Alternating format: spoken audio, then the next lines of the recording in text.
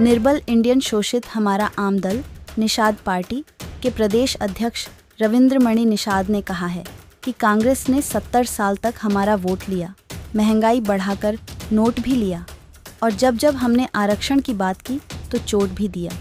मछुआ SSC आरक्षण को लेकर 28 अक्टूबर को प्रयागराज और मिर्ज़ापुर मंडल के कार्यकर्ताओं की बैठक में शक्ति प्रदर्शन के साथ इसी मसले पर आवाज़ बुलंद किया जाएगा। कहां आरक्षण को लेकर पिछली सरकारों ने हमारे समाज के साथ जो धोखेबाजी की है उसका पर्दाफाश किया जाएगा। साथ ही कांग्रेस की पूर्ववर्ती सरकार के 2 मंत्रियों ने आरक्षण की फाइल को जो गायब करा दिया था उसका पता लगाकर भाजपा सरकार ने हमारे राष्ट्रीय अध्यक्ष कैबिनेट मंत्री को मुहैया करा दिया है। इस समय हम यूपी के भदोही जनपद में हैं। यूपी पॉलिटिक्स चरम पे है, सामने मिशन 2024 है।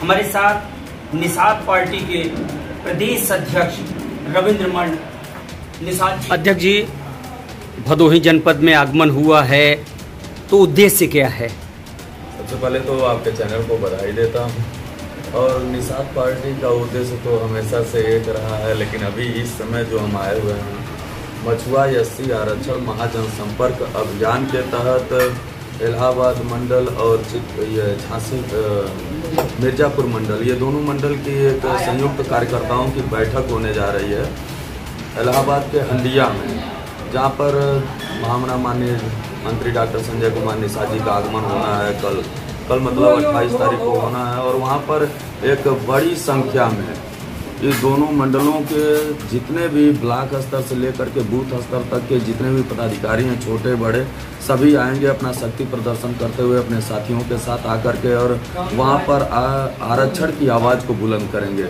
आरक्षण की आवाज़ को जो पिछली सरकारों ने हमारे साथ कितना धोखेबाजी किया है उनका पर्दाफाश होगा और आज के समय में हमारे सहयोगी दल एनडीए की सरकार में भारतीय जनता पार्टी ने कितना सहयोग किया है, हमारी आरक्षण की आवाज़ को कहां तक पहुंचाया है। अभी इस समय जो पिछली सरकारों ने कांग्रेस के 2 मंत्रियों ने हमारी फाइल को जो गायब करा दिया था वो भी फाइल अभी भाजपा ने ला करके माननीय मंत्री जी को दे दिया। माननीय मंत्री जी निकलवा करके और आज दुनिया के सामने प्रस्तुत कर रहे हैं कि कैसे धोखेबाजी हुआ है मछुआरों के साथ। 70 साल से हमारा वोट तो लिया, महंगाई बढ़ा करके नोट भी लिया और जब हम अपने हिस्से की बात करते हैं, आरक्षण की बात करते हैं तो हमें चोट दिया। जब 2014 में हम लोग लखनऊ में जाते हैं, अखिलेश जी की सरकार होती है तो हमारे लोगों के ऊपर लाठियां बरसाई जाती हैं। 2015 में हम गोरखपुर इकट्ठा होते हैं रेलवे के ट्रैक पर, क्योंकि उस समय रेलवे ट्रैक पर जाने का एक सीधा सा प्रमाण था कि रेलवे केंद्र का होता और केंद्र तक हमें अपनी आवाज़ पहुंचानी थी।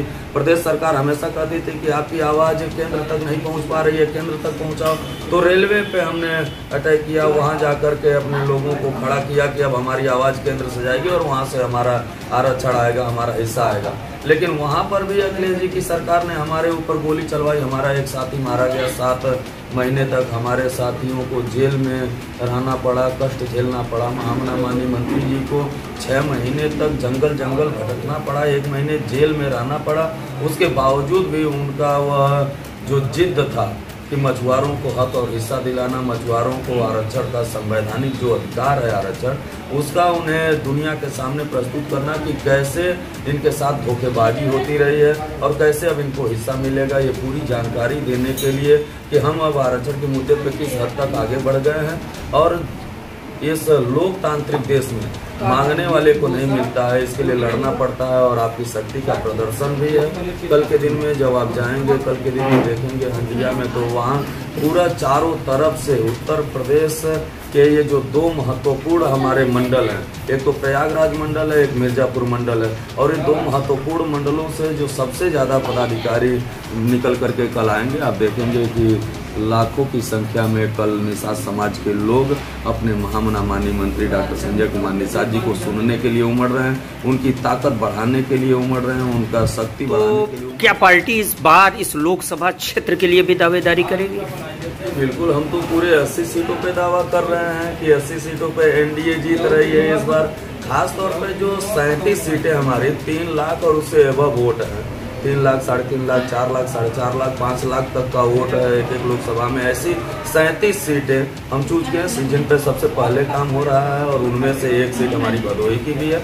इनमें भी हम काम कर रहे हैं, और जाहिर सी बात है कि हम किसी एक सीट के लिए नहीं बल्कि 80 पे 80 जीत के लिए काम कर रहे हैं। 80 सीट हमारी है, उसमें एनडीए मतलब एनडीए का हिस्सा है, महत्वपूर्ण है। पूरे देश के 39 पार्टियों को बुलाया गया था दिल्ली में, उनमें एक निषाद पार्टी भी है। मतलब पूरे देश की 545 लोकसभा सीटों में आपकी भागीदारी रहेगी। अभी माननीय मंत्री जी गए थे मध्य प्रदेश में, इससे पहले दिल्ली में गए थे, उससे पहले दक्षिण भारत में गए थे, महाराष्ट्र में गए थे, गुजरात में गए थे, सभी राज्यों में जा करके अपनी पार्टी का श्रृंगवेरपुर में भी कार्य शुरू है। तो क्या माना जाए कब तक उनके मित्र के स्थल का शुभारंभ होगा, उद्घाटन कब तक होगा?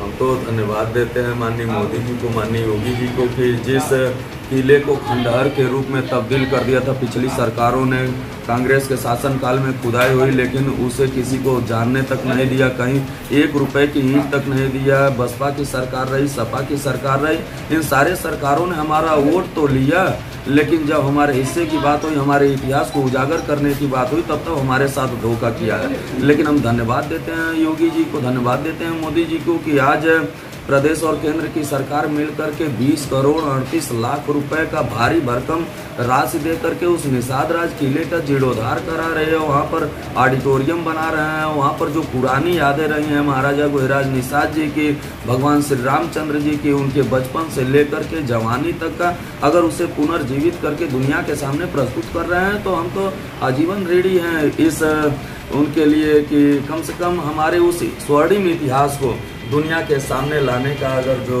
महत्वपूर्ण या फिर अतुलनीय काम जो किया है मोदी जी ने, योगी जी ने, ये बहुत ही बड़ा काम है। और भगवान श्री रामचंद्र जी की मूर्ति वहाँ स्थापित हो रही है, उनका भव्य मंदिर बन रहा है। हम लोग उनके उन लोगों में से रहे हैं कि जब त्रेता युग में भगवान राम और निषाद राज की गाथा होती थी, और आज के समय में आप देखे होंगे कि कभी त्रेता युग में भगवान राम और निषाद राज एक हुए थे तो पूरी दुनिया में शांति छाई थी, सुख और शांति, अमन चमन के साथ लोग रहते थे। आज के समय में जब से भारतीय जनता पार्टी के साथ निषाद पार्टी का गठबंधन हुआ है, इससे पहले जब तक भारतीय जनता पार्टी की इसके पहले भी सरकार थी, लेकिन आज जो शांति आप महसूस कर रहे हैं ये इससे पहले नहीं था। इसका मतलब कि एक बार पुनः उस संस्कृति को हम दोहरा रहे हैं, और जो मिलन रहा है पिछला निषाद राज और भगवान राम का, और दुनिया में एक शांति का संदेश गया था, एक बार फिर से वो शांति का संदेश जाएगा। और माननीय मोदी जी के आने के संकेत 100% हो रहे हैं, क्योंकि पीएमओ से भी जांच भी चल रही है। अभी पिछले कुछ दिन पहले माननीय उप मुख्यमंत्री केशव प्रसाद मौर्य जी आए थे यहाँ पर, वो भी भ्रमण करके गए हैं, देख करके गए हैं, और जल्द ही वो भी तारीख की घोषणा हो जाएगी कि भगवान श्री राम जी के मंदिर की घोषणा हो गई शिलान्यास की, तो फिर अब निषाद राज के उस राम और निषाद राज की गले लगती हुई मूर्ति का भी अनावरण की भी जल्द ही घोषणा हो जाएगी।